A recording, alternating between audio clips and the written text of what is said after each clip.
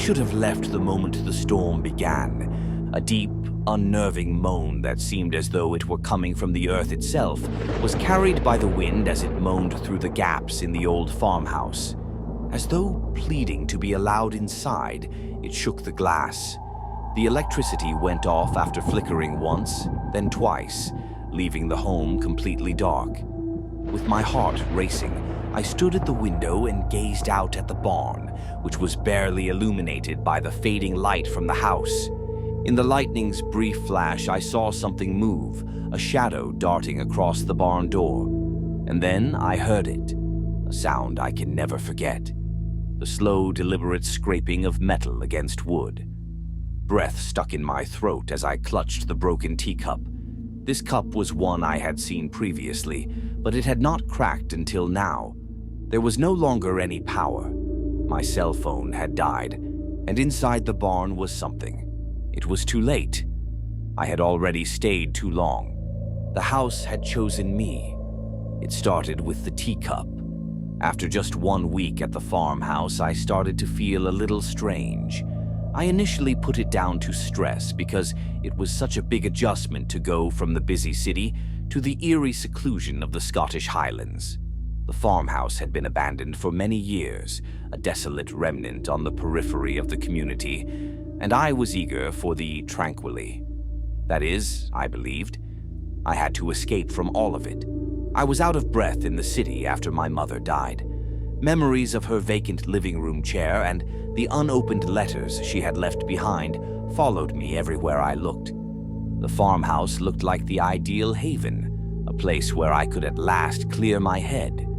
Its ivy-covered walls and creaky wooden floors gave it a certain old-world charm and quaintness. It's old, but Mrs. Fields, the part-time housekeeper, had told me it was in fair condition. It wasn't particularly cozy, but I thought I could get by. But that teacup, I couldn't shake the feeling that something was wrong with it. I had found it in the cupboard, cracked down the side. I distinctly remembered putting it in the sink after breakfast. But when I went to wash it later, it was back on the table. I must have forgotten, right? No big deal. Except the crack hadn't been there before. By the third day, the strange occurrences were impossible to ignore. My belongings, small things, started to disappear. Keys, hairpins, even my watch. I'd find them hours later, tucked into odd corners of the house, places I hadn't been. One evening, I walked into the living room and stopped cold. The picture on the mantel had changed. It was a black and white photo I'd found in the attic. A faded image of the house's previous owner, Evelyn MacLeod. She stood in front of the barn, expressionless, her eyes dark and hollow. But now there was something else in the photo. A shadow. A figure standing just behind her, its form blurred but unmistakably human. Mrs. Fields was the first person I asked. "No, I haven't touched a thing," she said, her eyes darting around nervously as she wiped her hands on her apron. "You sure you're not just tired, Miss Davenport? This place can play tricks on you." I wanted to believe her. I wanted to believe I was just overreacting. But deep down, I knew something was wrong.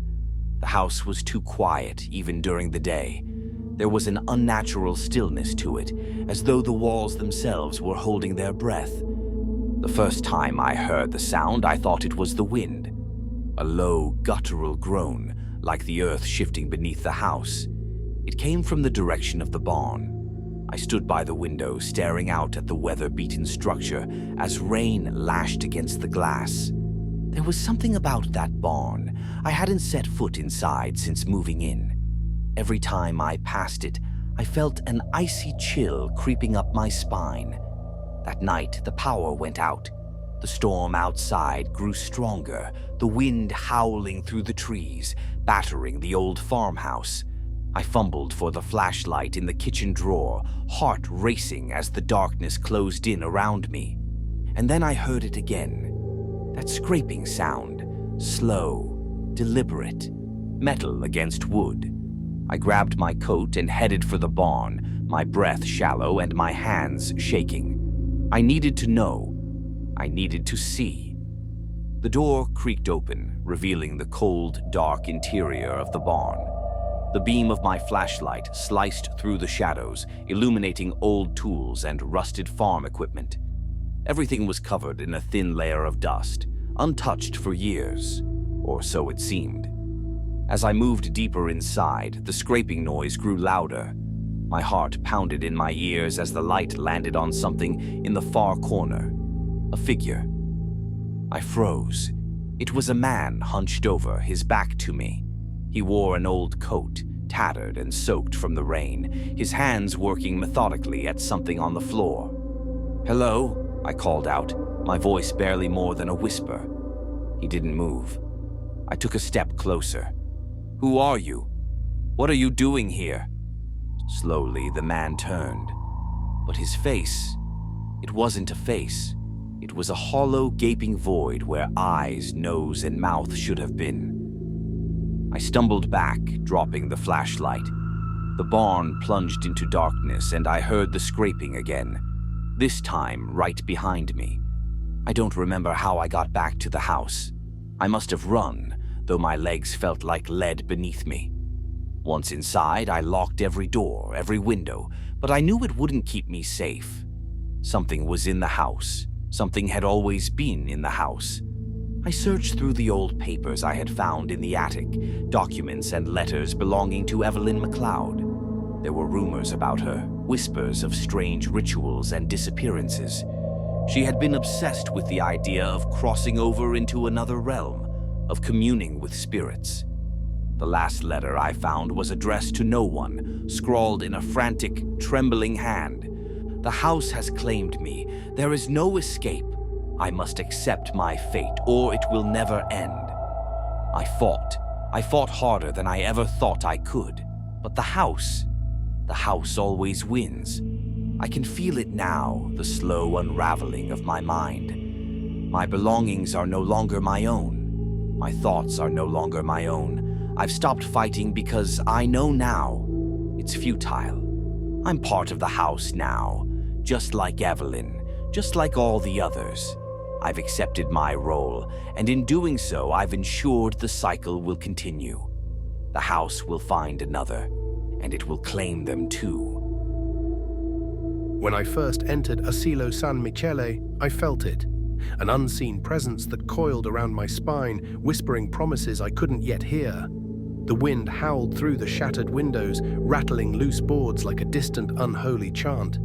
Graffiti scrawled in jagged letters warned me to get out, but I wasn't the type to scare easily. Or at least I wasn't back then. Now, standing in the crumbling ruins of the old mental hospital, I'm no longer sure what's real. The drawings in my sketchbook, the strange items I find in my bag, none of it belongs to me. But that's just the beginning. There's something darker waiting here, hiding in the cracks, ready to swallow me whole. The warning signs were everywhere, but I ignored them. I thought I could outsmart this place. Now I know I was never in control. It started subtly. That's how it always starts, doesn't it? Small things, things you're certain couldn't have changed. But they do. I stepped inside Asilo San Michele on a Tuesday early autumn. The air was crisp outside, but inside the hospital it felt stagnant, as if the building had been sealed for decades without a single breath of fresh air. My shoes scuffed the dust-covered floor, disturbing a fine layer of decay that clung to every surface like a second skin.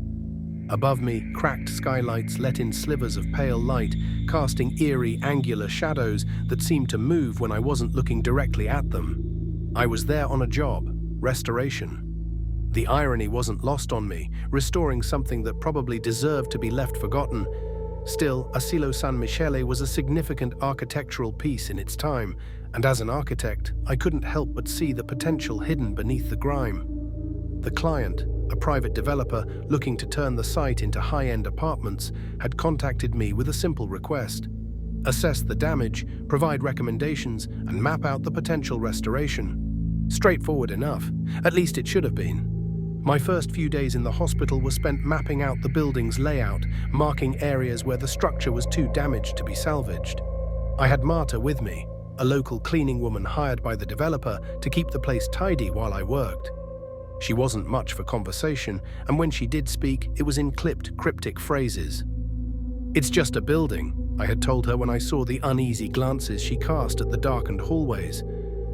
Marta didn't respond, but I noticed how she never lingered in one place too long. She would sweep a room quickly and then move on, as if afraid something unseen would notice her if she stayed too long. I should have paid more attention to her behavior. Should have noticed the signs. The first sign came on the third day.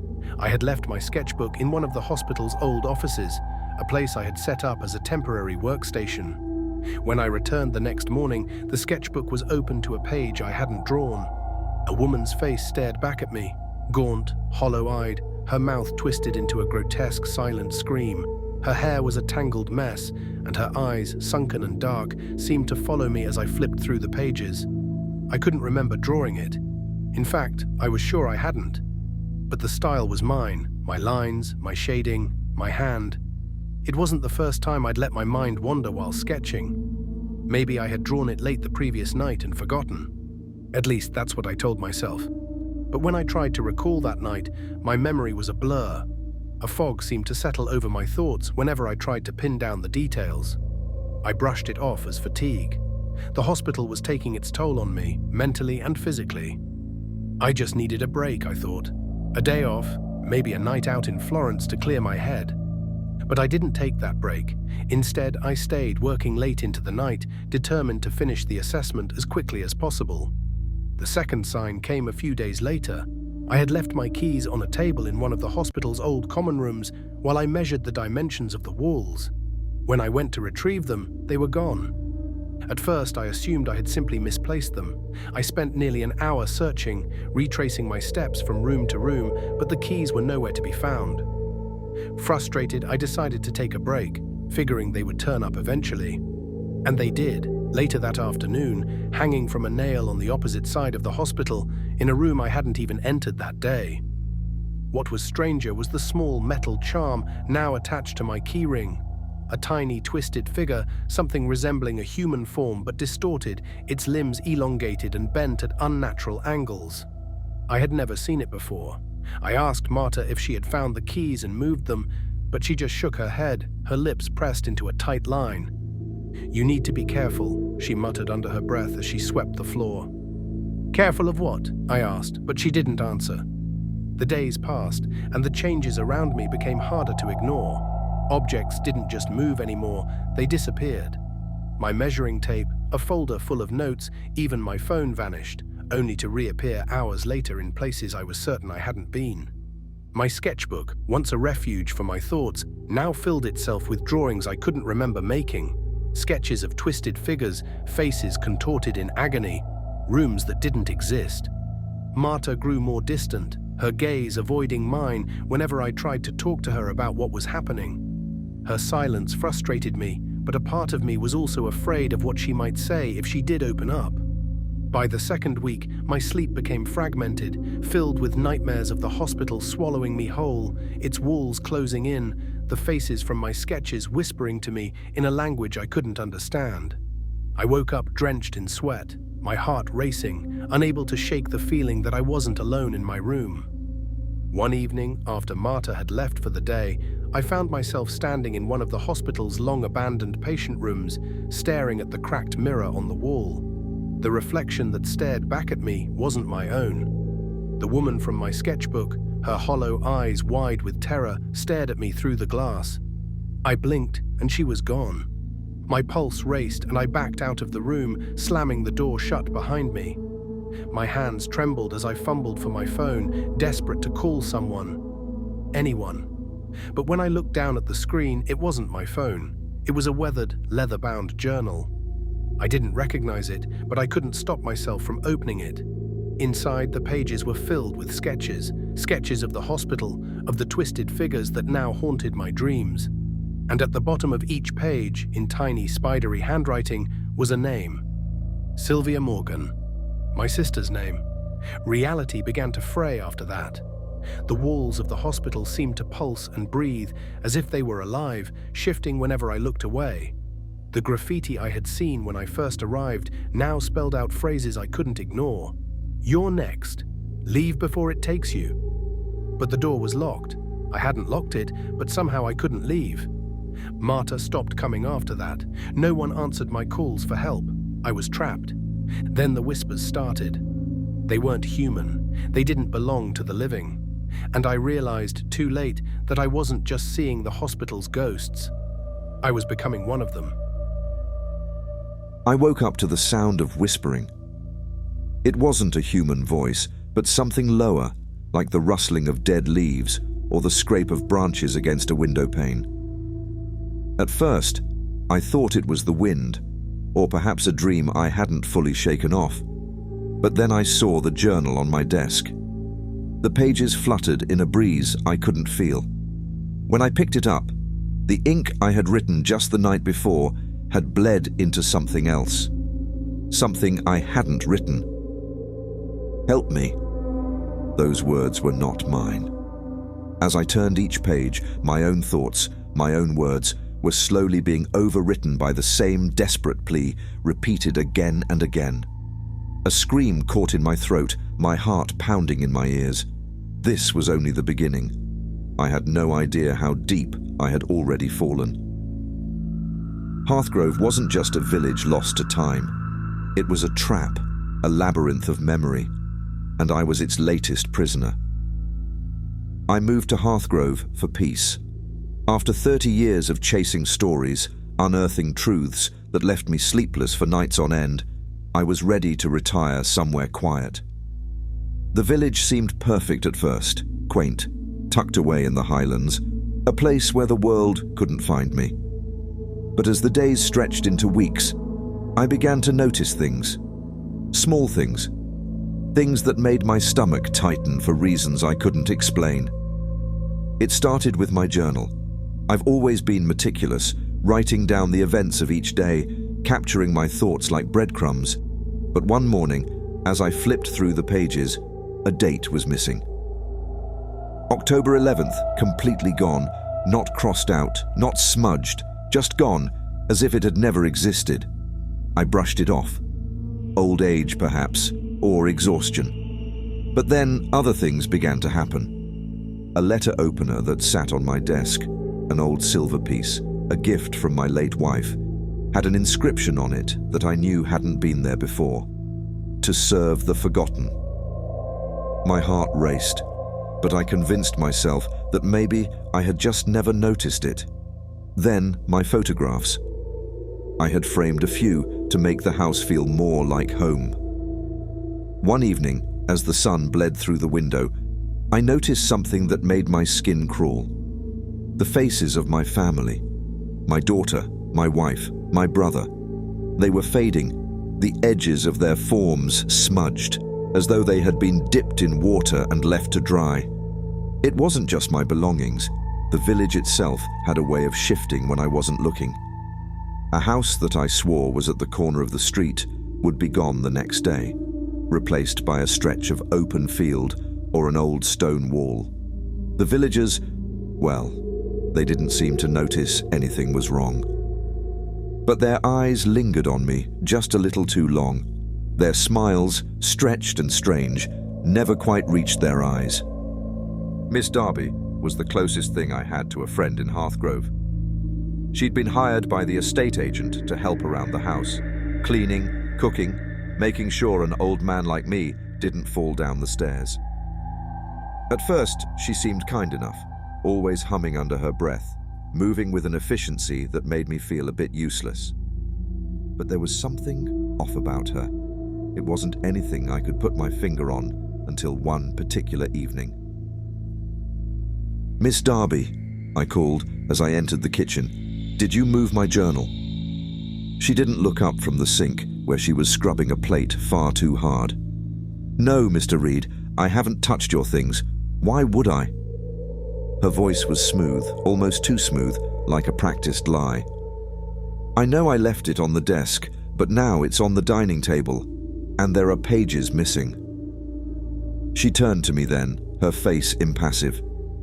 Sometimes things have a way of moving on their own. In Hearthgrove, you'll get used to it. A shiver crawled up my spine, but I forced a laugh. Are you saying my house is haunted? She gave me a small smile. This whole village is haunted, Mr. Reed. By memories, if nothing else. I couldn't let it go. My journal, my photos, the odd shifting of the village, it gnawed at me. Hearthgrove was hiding something. I could feel it, like a splinter lodged beneath my skin. So I did what I did best. I started investigating. The village library was small, musty, but it had records going back centuries. Births, deaths, marriages, all catalogued in neat little lines. But there was one year, 1953, where something was off. Half the pages were missing, and the ones that remained had been scratched out, names obliterated by heavy, violent strokes of ink. Did someone go missing that year? I asked the librarian, a withered woman named Agnes, who seemed to blend into the shadows. She peered at me over her spectacles, her thin lips pulling into a frown. You shouldn't dig too deep, Mr. Reed. Not everything lost needs to be found. I left the library that day with more questions than answers. As I walked home, I couldn't shake the feeling that the village was watching me, as if the stones themselves had eyes. The nights grew longer, the whispers in my home more frequent. Every morning I woke up to something new. My belongings shifted, my memories twisted. One night, I decided to confront the presence head-on. I set my journal out, open, with a pen beside it, and waited. The hours ticked by. The house was silent, save for the creaks of old wood settling. Then, just before dawn, I saw it. The pen lifted on its own, scrawling across the page with jerky, violent strokes. "You have to help me!" The words appeared, frantic, as though written by a shaking hand. I reached out to grab the pen, but it fell to the floor with a soft clatter.